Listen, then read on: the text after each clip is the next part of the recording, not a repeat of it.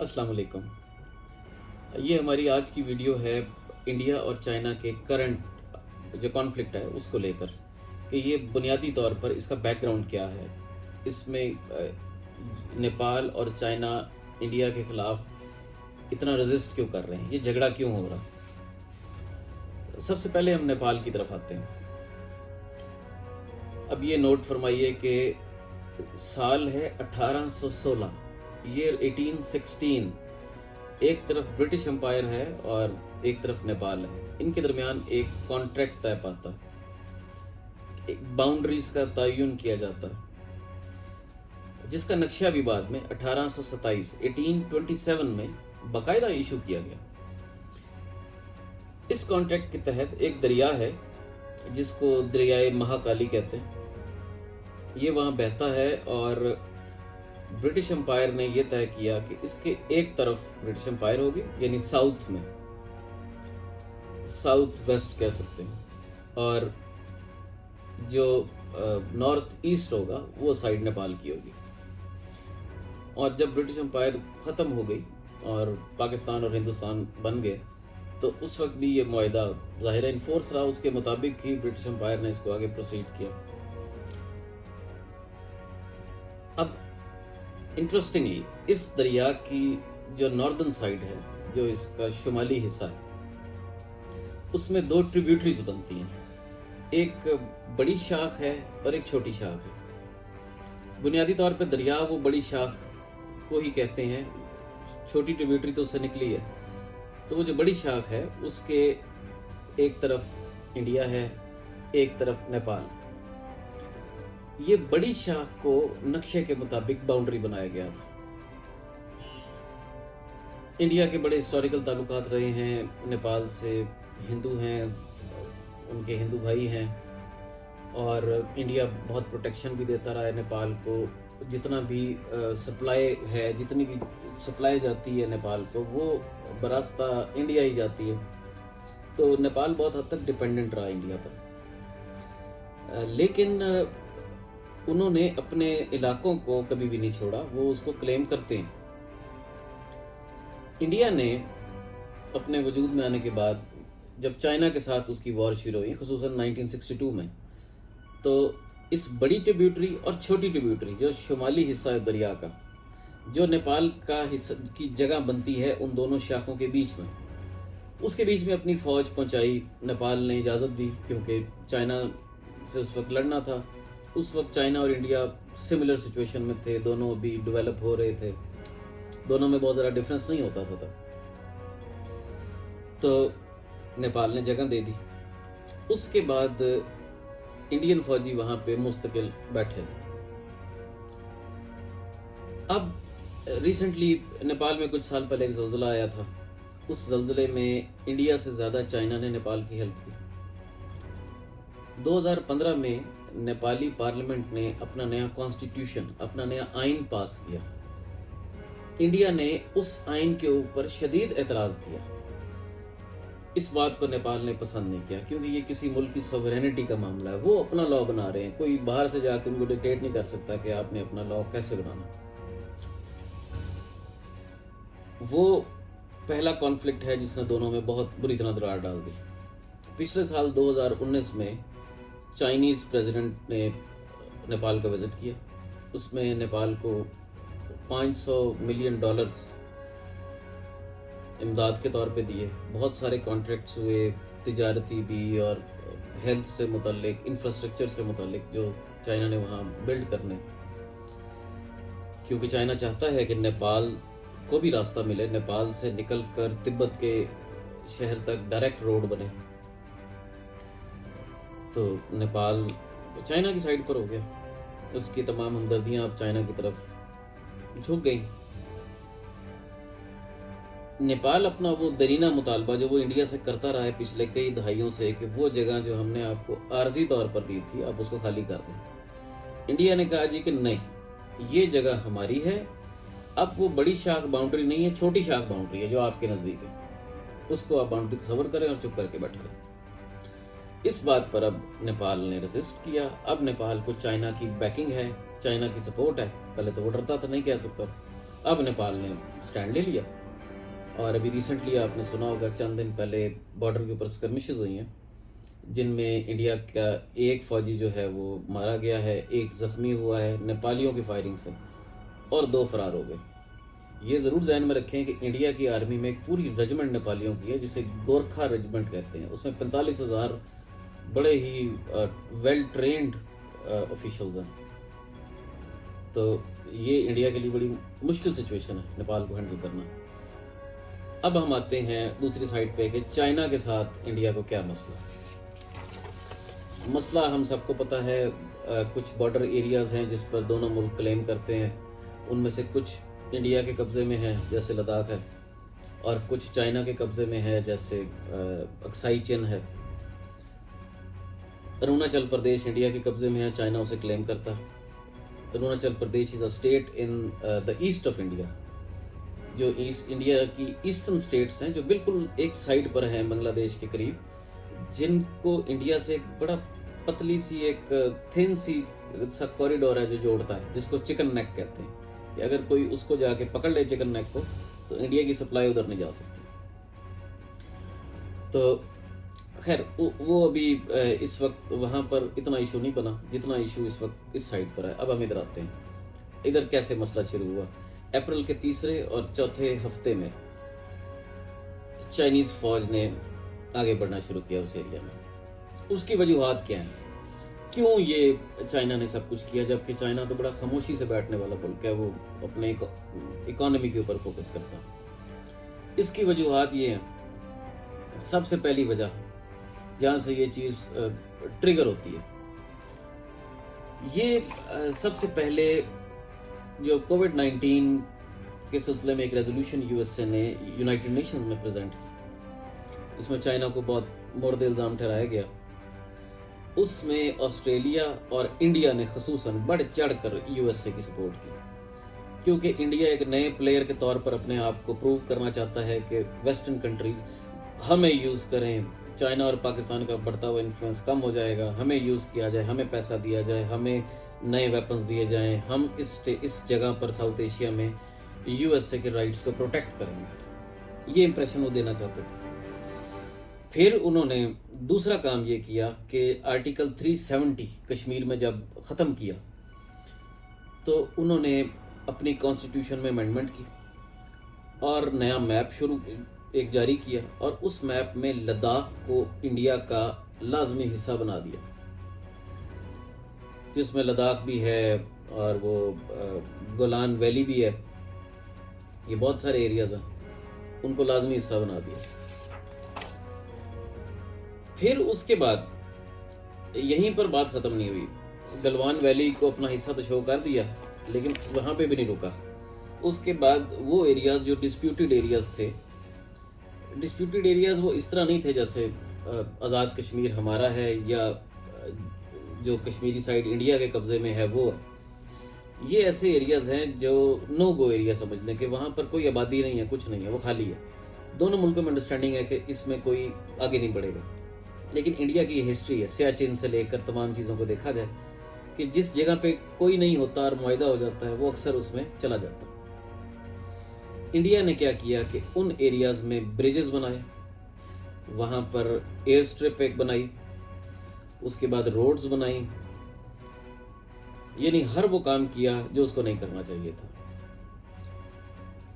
अब जब ये चाइना ने सब कुछ देखा कि अभी कंस्ट्रक्शन हो रही है और ये प्रॉब्लम क्रिएट कर रहे हैं हमारे लिए, क्योंकि यहाँ से जो रोड स्ट्रिप जा रही है वो एक तो अक्साई चेन को भी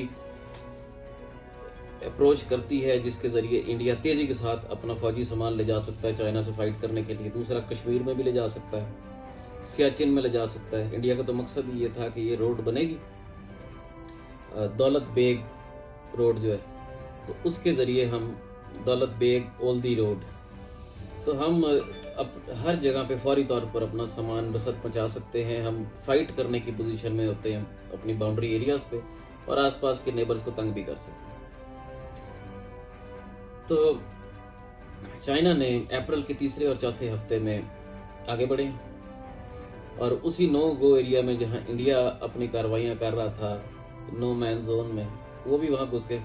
उन्होंने अपने बंकर्स बनाए उन्होंने अपने रास्ते बनाए और आहिस्ता आहिस्ता आगे प्रोसीड करना शुरू किया और तकरीबन 40 स्क्वायर किलोमीटर उस साइड से चाइना ने कब्जा में ले लिया। इंडिया ने इस चीज़ को पहले तो बड़ा शोर मचाया कि वो 8 फिंगर पे थे। पहाड़ियाँ हैं जिनको फिंगर्स का नाम दिया गया क्योंकि वो उंगलियों की शक्ल में। तो उन्होंने कहा कि ये 8 फिंगर से पीछे चाइना को होना चाहिए था, चाइनीज उसको क्रॉस करके फिंगर 4 तक आ गए। ये तो उनको बड़ी प्रॉब्लम होगी कि चाइना तो बहुत आगे तक आ गए। उन्होंने बहुत शोर मचाया, यूएसए के पास भागे, कभी कहीं भागे, कभी कुछ। लेकिन चाइना और इंडिया के दरमियान एक कॉन्ट्रैक्ट है कि किसी किस्म के बॉर्डर के झगड़े में दोनों मुल्कों में से कोई भी फायर नहीं करेगा, गोली नहीं चलेगी। और कैसी दिलचस्प बात है कि अब तक कोई गोली नहीं चली, जो भी लड़ाई हुई है डंडों के साथ हुई है, गोली नहीं चली। इंडिया ने बड़ी चाइना को रिक्वेस्ट की, बार 5 मरतबा इंडिया ने चाइना को कहा कि हमसे फ्लैग मीटिंग करें वहां मौके पर, ताकि लड़ाई ना हो कोई और तय हो जाए कि यहाँ किसने कहाँ जाना है। 5 दफा चाइना ने कहा कि आप भागे, कोई फ्लैग मीटिंग हमने नहीं करनी, हम जहां तक आ गए हैं हम आ गए। जब चाइना वहां पहुंच के चाइना ने नए बंकर्स बना लिए, तमाम चीजें दुरुस्त कर ली, तो फिर इंडियन रिक्वेस्ट आई तो चाइना ने कहा कि आ जाएं जी, मीटिंग करते हैं आपसे। इंडिया की तरफ से लेफ्टिनेंट जनरल एक गए और चाइना ने जानबूझकर एक रैंक कम का बंदा भेजा, उन्होंने मेजर जनरल भेजा। मुज़ाकरात हुए, तय पाया कि दोनों फौजें 1-1 किलोमीटर पीछे चली जाएंगी। और वहां पर चूंकि चाइनीज बैठे हुए थे, इसलिए वहां पर एक जो कैंप लगा हुआ है उसमें 15-20 चाइना के सोल्जर्स बैठेंगे सिर्फ हालात पर नजर रखने के लिए, लेकिन आर्मीज पीछे हट जाएंगे। ये तय हो गया, ये बिल्कुल फाइनल हो गया, क्लियर हो गया, दोनों फौजें पीछे चली गई।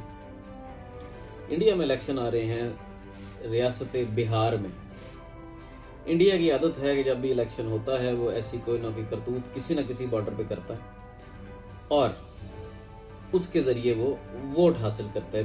बीजेपी शोर मचाती है कि हमने भारत माता की प्रोटेक्शन के लिए ये कर दिया और वो कर दिया, और वो फिर वोट हासिल करते हैं।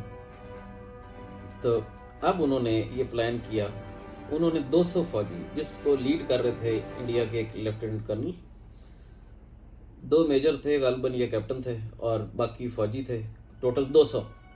ये उधर गए रात के अंधेरे में, उन 15-20 चाइनीज फौजीज को बेइज्जत करके वहां से भगाया और वहां बड़ा जश्न मनाया। 200 बंदे वहां बैठ के, उन्होंने जाके चाइना को बताया, चाइनीज आर्मी को, उन 15-20 लोगों ने, कि ये हो गया है। चाइना की आर्मी के साथ उनकी एक फोर्स है जिसकी तादाद तकरीबन 1000 है। वो बड़े कंगफू मास्टर और मार्शल आर्ट्स के एक्सपर्ट्स हैं और वो स्पेशल टास्क परफॉर्म करते हैं।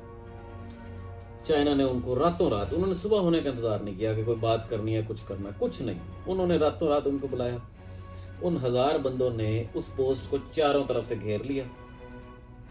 रात को ही वो आगे बढ़े, उन्होंने उन 200 इंडियन फौजियों को मार मार के उनका बहुत बुरा हाल किया। कुछ तो मौके पर ही मर गए, कुछ ने ठंडे दरिया में, जमे हुए दरिया में जान बचाने के लिए छलांगे मार दी और फिर लापता हो गए हैं। कुछ खाई में गिर गए हैं और वो बकायदा वो उनकी डेड बॉडीज वहां पड़ी हुई हैं जिनको उठाना पॉसिबल नहीं है वहां से, और बाकियों को मार मार के लंबा डाल दिया। और फिर उसके बाद उन्होंने इंडियन आर्मी को बताया कि ये आपके बंदे पड़े हुए, इनको ले जाएं ताकि इनको मेडिकल हेल्प दी जा सके। इंडियन आर्मी नहीं गई, बहुत लेट गई, जिसकी वजह से बहुत सारे लोगों की डेथ हुई। और जो मेडिकल स्टाफ तक जब वो पहुंचे तो उन्होंने बताया कि अगर ये टाइम पर आ जाते तो ये बच सकते थे।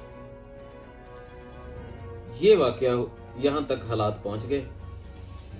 अब परसों यानी अब से 2 रोज पहले 22 तारीख को मोदी साहब ने चाइना को हैरान परेशान कर दिया अपना मास्टर स्ट्रोक लगा के, ये कहकर प्रेस कॉन्फ्रेंस करके कि जी हमारे तो किसी एरिया पे कब्जा हुआ ही नहीं है। यानी वो जो शोर डाला हुआ था, कभी अमेरिका को बुला रहे हैं, कभी रूस को रिक्वेस्टें कर रहे हैं, कभी वो 4 फिंगर 8 फिंगर का ड्रामा हो रहा है, कभी कुछ, कभी मीडिया ने शोर डाला हुआ है कि चाइना और अमेरिका की जंग होने लगी है, और मोदी साहब ने एकदम सब चीजों को पानी फेर दिया। अब इस मास्टर स्ट्रोक की ना तो चाइना को समझ आई है, ना इंडिया को खुद समझ आई है कि इसका मकसद क्या है। बज़ाहिर यही लग रहा है कि मोदी साहब ने वो अपना एक इमेज जो है वो सेव करने के लिए ये बात की, और कोई वजह इसकी बनती नहीं है। अब वो अमित शाह जो वजीर दाखिला इंडिया के, वो चले गए हैं इंटीरियर मिनिस्टर रशिया। वहाँ पर वजीर खारजा चाइना के, रशिया के वजीर खारजा और इंडिया के वजीर दाखिला,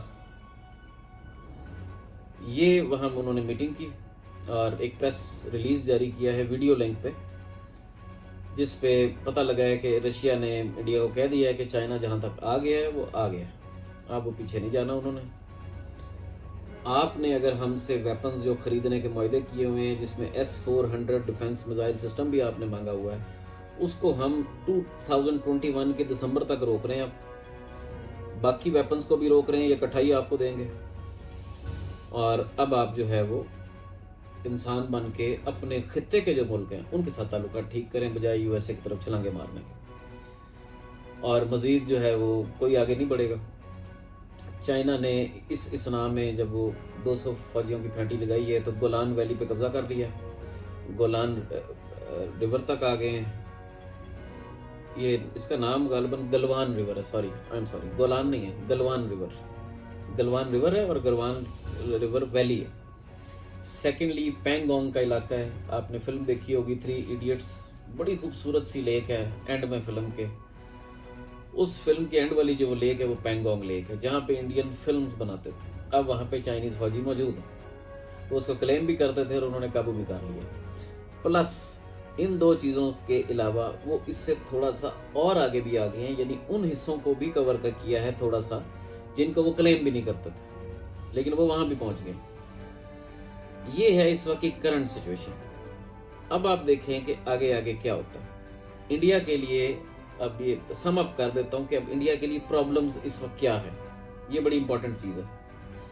इंडिया के लिए जो प्रॉब्लम्स हैं, सबसे पहली प्रॉब्लम ये है कि पाकिस्तान के इंटरनेशनल रिलेशंस बेहतर हो रहे हैं, जो इंडिया को बड़ी प्रॉब्लम हो रही है। पाकिस्तान चाइना के तो है ही, ईरान के साथ पाकिस्तान के ताल्लुकात बेहतर हो रहे हैं, टर्की के साथ ऑलरेडी बड़े ब्रदर रिलेशंस हैं, मलेशिया आके जुड़ गया है पाकिस्तान से। OIC ने का इजलास हुआ है कल, और सऊदी अरब ने लीड करते हुए कहा है कि कश्मीर में ह्यूमन राइट्स को बहाल किया जाए, यानी कुछ थोड़ी सी शर्म जो है वो मुस्लिम कंट्रीज को आई है और उन्होंने इस तरफ बढ़े हैं।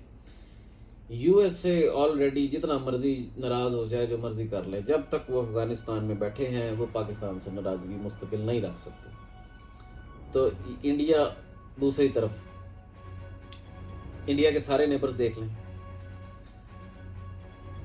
पाकिस्तान से ताल्लुकात खराब, चाइना दुश्मन, नेपाल के साथ अब लड़ाई, श्रीलंका के साथ लड़ाई, बांग्लादेश के साथ कोल्ड, गर्म सर्द, कभी वार्म कभी कोल्ड, इस तरह के ताल्लुकात हैं। ले देखे एक भूटान है छोटा सा, भूटान किसी खाते में नहीं है। तो ये सारों के साथ इनके ताल्लुकात खराब है अपने नेबर्स में। और बाकी यूरोपियन यूनियन चाइना के मामले में इंडिया की सपोर्ट नहीं कर रही। अफ्रीका पहले चाइना ने इन्वेस्टमेंट करके अपने काबू में कर लिया हुआ है, पीछे ले दे के ऑस्ट्रेलिया या USA है या यूके भी समझदार है। तो USA कोशिश के बावजूद इंडिया की वो सपोर्ट नहीं कर पा रहा जो वो करना चाहता था। तो एक तो ये मसला है उनके लिए। दूसरा, नेपाल हाथ से निकल रहा है, जो पहले उनका क्लोजेस्ट एलाय था। इकोनॉमी इंडिया की एक तो वैसे बैठ रही थी, कोविड-19 की वजह से और बैठ रही है। जो पैसा कश्मीर में लग रहा है 9.5 लाख फौज रखने पे, वो भी बढ़ चुका है। इकोनॉमी के बुरे हालात हैं। फिर एक सेकुलर इमेज दिया हुआ था इंडिया ने पूरी दुनिया को कि हम बड़ा सेकुलर मुल्क हैं, आप हमारे साथ चलें। उसको बहुत बड़ा धचका लग रहा है। वेस्टर्न कंट्रीज एक एक्सट्रीमिस्ट मुल्क के साथ नहीं चलती, यहाँ पे हिंदुत्व शुरू हो गया। ये जो BJP RSS इन्होंने एक वो इमेज शुरू कर दिया, मुसलमानों को मारना, माइनॉरिटीज के साथ ज्यादती करना। तो ये चीज सबको नजर आ रही है। उसके बाद इस ताज़ा वाकयात की वजह से इंडियन आर्मी के एक वो इमेज को बड़ा धचका पहुंचा है। फौजियों का मोराल डाउन होता है जब उनको मार पड़ती है और इस तरह स्टेट सपोर्ट नहीं करती। पहले पाकिस्तान ने भी जहाज मार गिराए थे, वो तो इंडिया ने मीडिया के जरिए शोर मचा के कुछ कवर कर लिया, तो यहाँ कवर भी नहीं हो सका। फिर अपोजिशन और पब्लिक जो है वो अब ओपन क्वेश्चंस उन्होंने करने शुरू कर दिए। तो ये तमाम जो चीज़ें हैं ये फेस कर रहा है इंडिया, ये उन्हें प्रॉब्लम्स हुई हैं। तो अभी तक की ये सिचुएशन है। किसी ने कोई क्वेश्चन करना हो तो वो मैं अलहदा से बता दूंगा, और सिचुएशन आगे बढ़ेगी तो फिर देखते हैं क्या होता है। Thank you.